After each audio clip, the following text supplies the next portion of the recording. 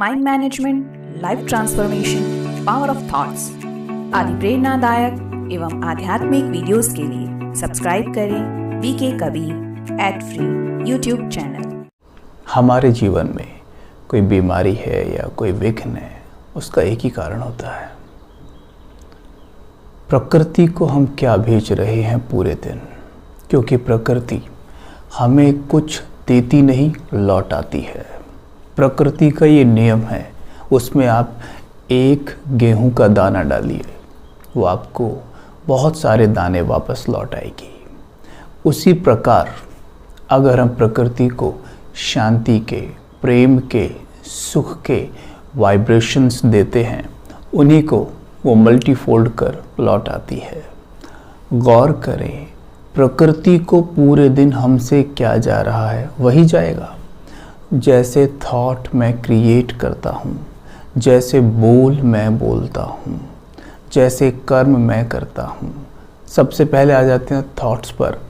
Thoughts मैं कैसे create करता हूँ और मेरे थॉट्स का आधार है मैं इस मन को कैसा भोजन कराता हूँ, अर्थात मैं क्या सुनता हूँ, क्या देखता हूँ और क्या पढ़ता हूँ। राइट? तो मुझे अपना सुनना, देखना, पढ़ना सात्विक करना होगा, डिवाइन करना होगा। जितना डिवाइन मैं करूँगा उतना ज़्यादा मेरे थॉट्स अपने आप ही डिवाइन चलेंगे और चारों तरफ वैसी ही डिवाइन वाइब्रेशंस फैलेंगी और प्रकृति मुझे रिटर्न करेगी। जैसे हमारे साथ कई बार होता है कि मेरे ग्रह भारी हैं, मेरी कुंडली में ये दोष है, पंडित जी ये कह रहे हैं मुझे ये कराना होगा तब ये दोष मेरा हटेगा, ठीक है। और मेरे घर के भी, परिवार के सदस्य भी मुझे प्रेशराइज कर रहे हैं कि पंडित जी ऐसा बोल रहे हैं, तुम करते क्यों नहीं हो। लेकिन मैंने तो अभी राजयोग सीख लिया है और मैं इन बातों को नहीं मानता हूँ। ठीक है, कोई बात नहीं, आप नहीं मानते हैं, लेकिन जो घर में आपके जो सदस्य हैं, बाकी जो आत्माएं हैं, वो निरंतर नेगेटिव थॉट क्रिएट कर रहे हैं और आपसे बार बार बोल रहे हैं कि अगर आप नहीं कराएंगे तो ये प्रॉब्लम बढ़ती जाएगी। पंडित जी जो बोल रहे हैं वो करो, वो ऐसा बोल रहे हैं और वो ऐसा सोच रहे हैं निरंतर। वो नेगेटिव थॉट्स इसमें बढ़ोतरी ही करेंगे, कम नहीं कर सकते। भले उनकी खुशी के लिए ही सही, लेकिन ये करिए, ठीक है। इससे भी बेनिफिट ज़रूर होता है। क्या बेनिफिट होता है कि जब पंडित जी कर्मकांड करते हैं ना, तो हमारे थॉट्स ज़रूर चेंज होते हैं। हम अपनी सोच बदलते हैं, भले ही कुछ समय के लिए ही सही, कि भाई हम ऐसा अब नहीं करेंगे, हम दान पुण्य कर रहे हैं, हम भोजन खिला रहे हैं लोगों को, तो अब हम ऐसा नहीं करेंगे, हम कुछ अच्छे कार्य करेंगे। ये हम कुछ समय के लिए तो ज़रूर करते हैं, लेकिन फिर भी राजयोग इसमें बहुत बड़ा रोल अदा करता है। कैसे? अगर हम कहें कि भाई मेरे ग्रह भारी है, मेरी कुंडली में दोष है, तो ये प्रकृति हमें रिटर्न कर रही है वो सब कुछ जो हमने उसको दिया है।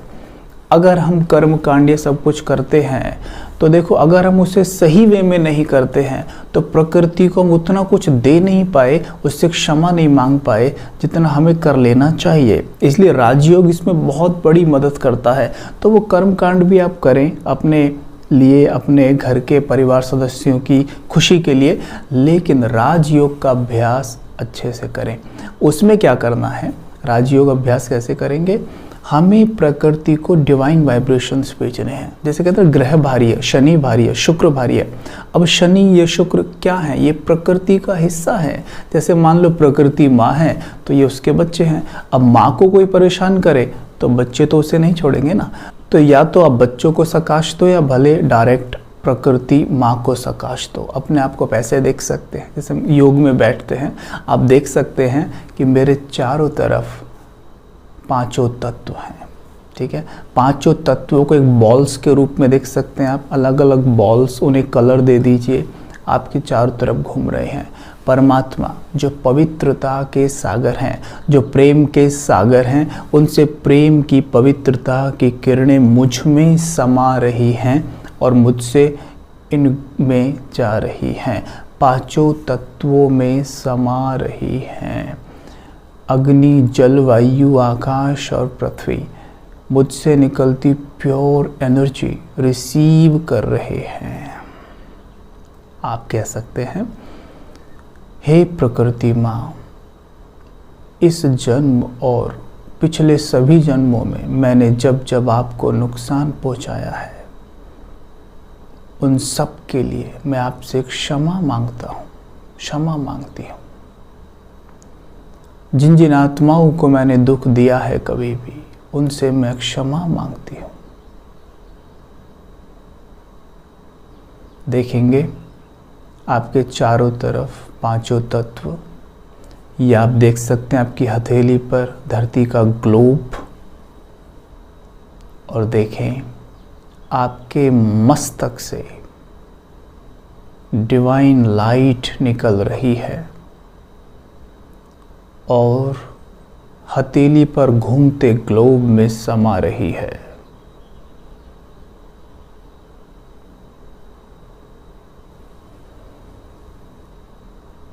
पाँच मिनट हमें ऐसे ही देखना है कि धरती के ग्लोब में ये प्योर एनर्जी समा रही है। क्षमा मांगनी है और प्रकृति को प्योरिटी के वाइब्रेशंस देने हैं। सवेरे उठते ही और सोने से पहले 21 दिन करके देख लो, सब दोष सब ठीक हो जाएंगे, सारे ग्रहों का अटैक सब खत्म हो जाएगा और प्रकृति हमें यही लौटाने लगेगी जो हम उसे दे रहे हैं।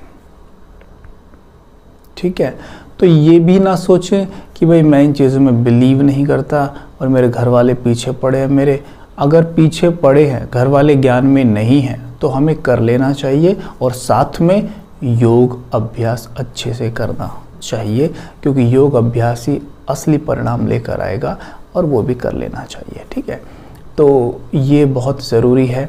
ये करने से अवश्य ही 100% आप देखेंगे कि आप निर्विघ्न होने लगे हैं, आपका स्वास्थ्य भी अच्छा होने लगा है और ये दोष वगैरह सब हटने लगे हैं। ठीक, अभी हम देख रहे थे कुछ माताएं एक साथ सड़क से जा रही थी, कुछ गीत गाते हुए। हमने पूछा कि ये क्या है, तो बताया कि ये माता पूजने जा रही है। माता पूजने मतलब शीतला माँ को वो पूजने जा रही हैं। पूछा क्यों, मतलब किस विधि से, कैसे होता है। तो आपको भी पता होगा ये बात कि एक बीमारी है जिसको हम चिकन पॉक्स या चेचक कहते हैं, राइट। उसको गांव में माता कहा जाता है। आपके यहाँ क्या कहा जाता है पता नहीं, लेकिन उसे माता कहा जाता है। सोचिए, जिस व्यक्ति ने उसे माता कहा होगा वो कितना बुद्धिमान है ना।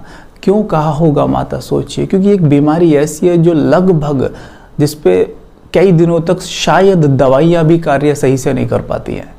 लगभग लाइलाज जैसी थी पहले तो, अभी तो चलो इलाज होने लगा है। उसने इसे माता कहा, बीमारी को माता। क्यों कहा होगा? जब हम किसी भी चीज़ को सम्मान देते हैं वो हमें कभी भी नुकसान नहीं पहुंचाएगी। तो देखो वो इतनी बड़ी बीमारी भी ठीक होने लगती है। और देखो उसे पूजने का सिस्टम भी बनाया है कि सभी हम इकट्ठे हों और एक जगह इकट्ठे होकर बहुत pure powerful divine thoughts create करें। ये क्या है? ये प्रकृति को प्योर एनर्जी भेजना होता है। क्योंकि जो भी कुछ आज है, अगर आज मैं बीमार हूँ तो प्रकृति को मैंने नेगेटिव एनर्जी भेजी है अपने संकल्प, बोल और कर्मों के द्वारा। अभी मुझे अपने संकल्प, बोल और कर्मों के द्वारा प्रकृति को प्योर एनर्जी भेजनी है। तो जब ये पूजा, ये कर्म कांड किया जाता है गांवों में, शहरों में, तो आप देखते हैं कि उसके बाद माता, जिसको कहते हैं वो बीमारी जिसे माता कहते हैं, वो कम होने लगती है अपने आप ही। तो हैरानी की बात है कि कैसे असर करती है, क्योंकि जब पूजा पाठ या जो भी करती हैं माताएं मिलकर, तो वो यही करती हैं कि क्षमा मांगना कि जब जाएंगी वहाँ पर माता को पूजने, उससे क्षमा मांगेंगी। अब प्रकृति से क्षमा मांग रही हैं और प्रकृति को क्षमा मांगते हुए प्योर पावरफुल वाइब्रेशंस भी जा रहे हैं। ऑटोमेटिक वो बीमारी कम होने लगती है। तो देखिए ना कितने सही तरीके से बनाई गई हैं कि उन्हें माता कहना, उनकी पूजा करना, उन्हें सम्मान देना, प्योर वाइब्रेशन देना और बीमारी का कम होना। तो इससे सिद्ध होता है अगर हम प्रकृति को सकाश दें तो निश्चित तौर पर बीमारी हमारा कुछ नहीं बिगाड़ सकती। आजकल आप देखिए कोरोना का काफ़ी भारी सभी के मन पे असर है और काफ़ी लोग तन से भी बीमार हो रहे हैं और मन में तो सभी के बैठा हुआ है। तो आप देखिए, लेकिन गौर करें कोरोना ज़्यादा कहाँ पर है, शहर में या गाँव में? निश्चित तौर पर आपका आंसर ये होगा कि शहरों में ज़्यादा है, क्योंकि शहरों में प्रकृति को इतना पाला नहीं जाता जितना गाँवों में प्रकृति को पाला जाता है।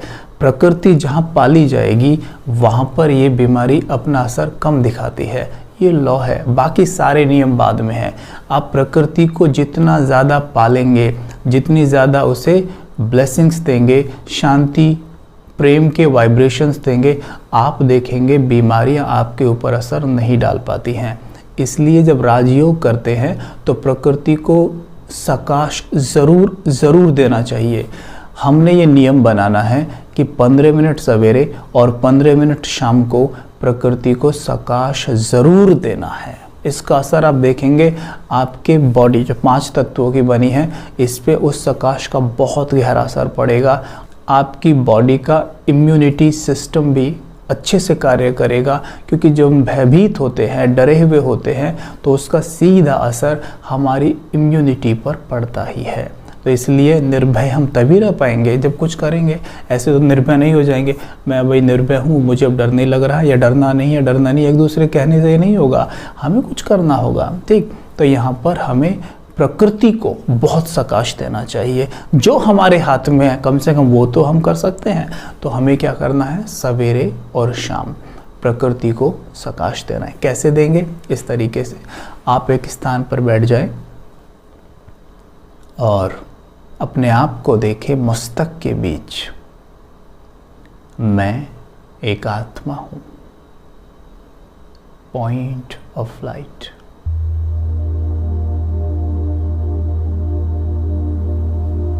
बहुत पावरफुल डिवाइन चमकता सितारा, पवित्रता के सूर्य की संतान, पवित्रता के सूर्य शिव बाबा की किरणें मुझ पे पड़ रही हैं।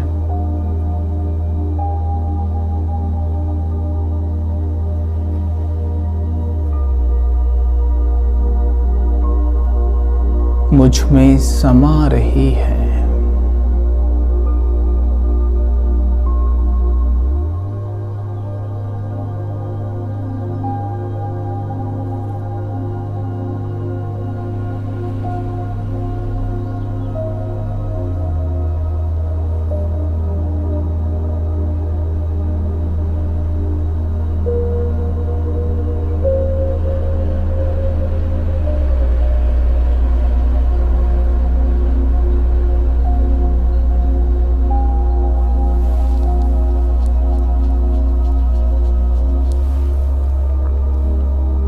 अपने सामने देखें घूमता हुआ धरती का गोला और देखें मेरे तीनों नेत्रों से प्रकृति मां को ये प्योर वाइब्रेशंस जा रहे हैं। पवित्र किरणें मेरे नेत्रों से ग्लोब में समा रही हैं।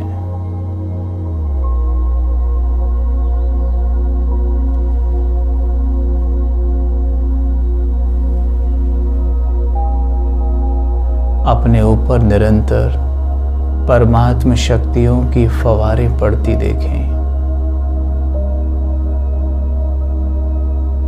और खुद से निकल ग्लोब में समाती हुई देखें।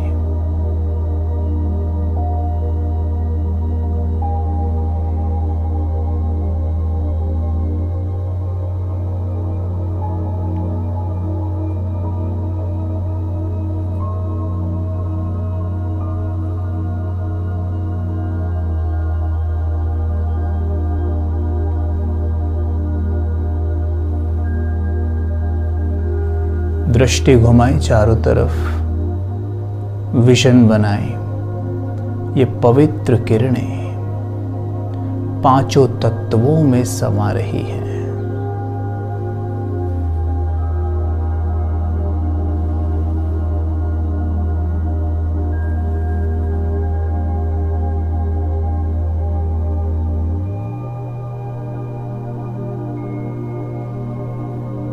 अग्नि, जल, वायु, आकाश और पृथ्वी, पांचों तत्व शांत हो रहे हैं।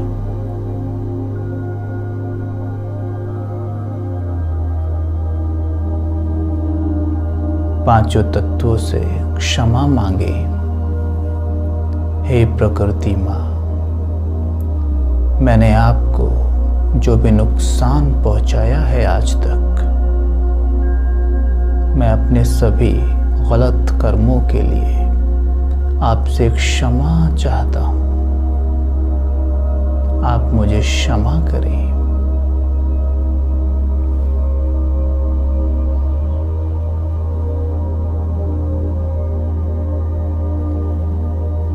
और देखिए अपने मस्तक से पवित्र किरणें ग्लोब पर पड़ रही हैं।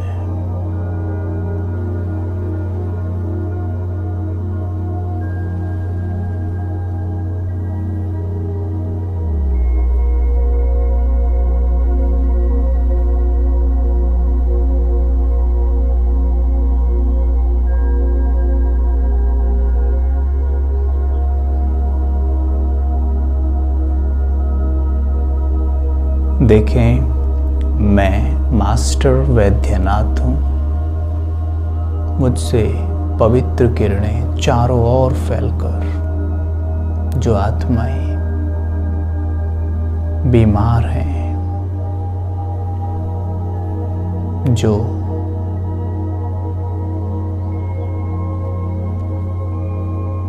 देखें, ये पवित्र लाइट उनको स्पर्श कर रही है।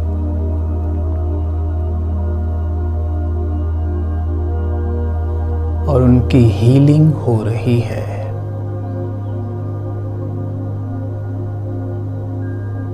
देखिए उनकी ट्रांसपेरेंट बॉडी सबकी और परमात्म किरणें उनके ऊपर पड़ रही हैं।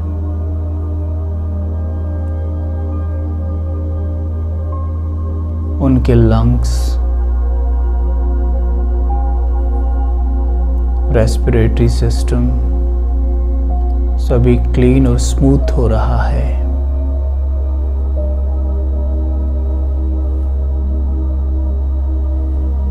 धीरे धीरे वो स्वस्थ हो रहे हैं, नॉर्मल हो रहे हैं।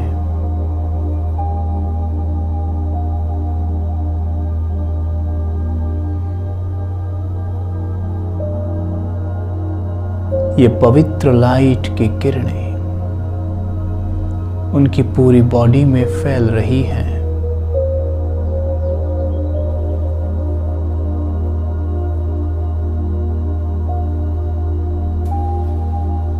उन्हें रोग मुक्त बना रही हैं।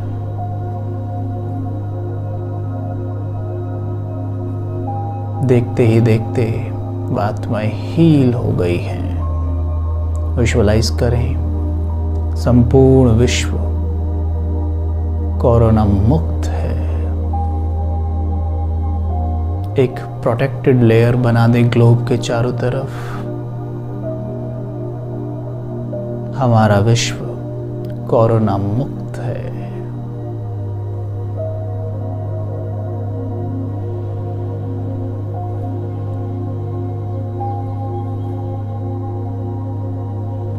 ओम शांति।